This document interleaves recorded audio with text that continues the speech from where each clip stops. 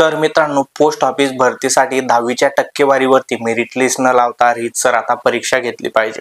कारण दरवर्षी post office मार्फत भरती निघत असते, ज्यामध्ये branch post master, assistant branch post master आणि डाक सेवक अशी पदे भरली जात असतात. आणि भरती तर निघते, त्यामध्ये मुलं फॉर्मही भरतात, परंतु निवड होत असताना 10वीच्या टक्केवारीवरती मेरिट लिस्ट लागते. ज्यांना 90च्या अबोव टक्के आहेत त्या मुलामुलींची निवड होते आणि ज्यांना 90च्या खाली टक्के आहेत तर त्यांची निवड होत नाही. आणि अशामुळे खूप सारे मुलं नाराज होतात. त्यांची अपेक्षा असते की त्यांना सुद्धा नोकरी भेटायला पाहिजे, परंतु या मेरिट लिस्टच्या भानगडीमुळे त्यांना चान्स भेटत नाही आणि त्यांना नोकरी भेटत नाही.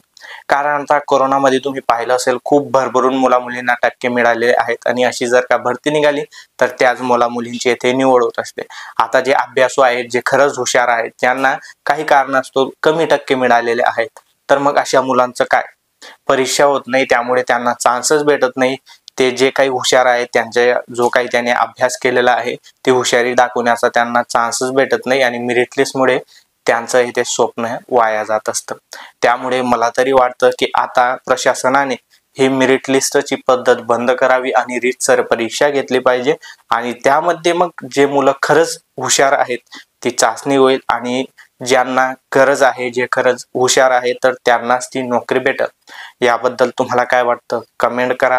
हा व्हिडिओ पुढे जास्तीत जास्त शेअर करा, जेणेकरून प्रशासनाने अशा गोष्टींवरती ॲक्शन घेतली पाहिजे. आणि भरती जॉब रिलेटेड व्हिडिओ पाहण्यासाठी, अपडेट मिळवण्यासाठी तिरमले जॉबला फॉलो करा. मी पुन्हा भेटू अशाच एका महत्त्वाच्या व्हिडिओमध्ये. तोपर्यंत गुड बाय.